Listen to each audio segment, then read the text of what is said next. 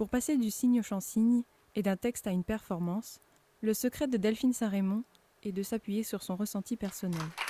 Pour travailler le texte de Victor Hugo, elle étudie tout d'abord le sens des mots et des phrases afin de comprendre et de s'approprier le texte. Puis de la même manière qu'un chanteur entendant, elle se sert de la musique et du rythme afin de créer un chant-signe qui illustre le sens du texte et la poétique des mots. Dans cette même démarche artistique, en évoquant les chansons de Brassens et ses jeux avec la langue, Delphine Saint-Raymond nous explique que la syntaxe de la langue des signes est différente de la langue française. Les jeux sont donc visibles différemment avec le chant-signe. Lors de son travail avec le groupe Brassens is not dead, elle sélectionne ces signes pour pouvoir interpréter au mieux le sens de la chanson, et les extraits importants pour elle en suivant un rythme rapide. Après, c'est un point de vue qui lui est propre, parce que la langue des signes est comme elle l'a dit, sa langue. C'est son outil de communication, de travail et surtout d'expression. Pour sa deuxième performance, Delphine Saint-Raymond nous présente un extrait de texte de l'auteur Leonora Miano. L'idée d'interpréter ce texte est venue à la suite de discussions avec les membres de sa troupe de théâtre, une autre chansigneuse sourde et 2 danseurs de hip-hop.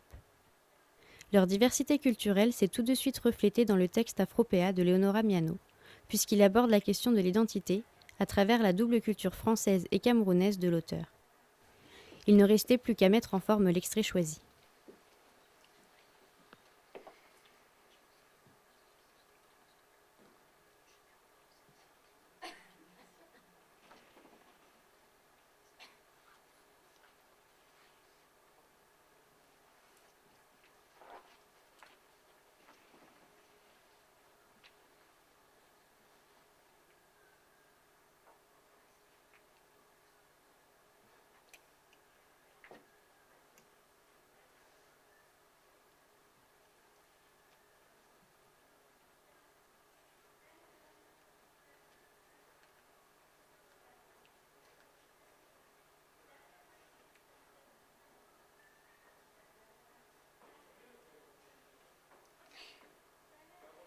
Ici, Delphine est seule sur scène.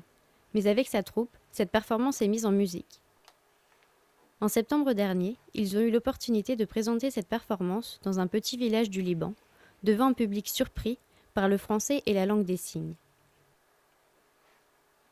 Malgré toutes ces barrières de communication, la performance a été très bien accueillie car le public a réussi à comprendre des choses à travers la langue des signes française qui leur faisait ressentir des émotions. Ainsi, comme vous pouvez en attester vous-même, le public, même entendant, se laisse emporter par la performance.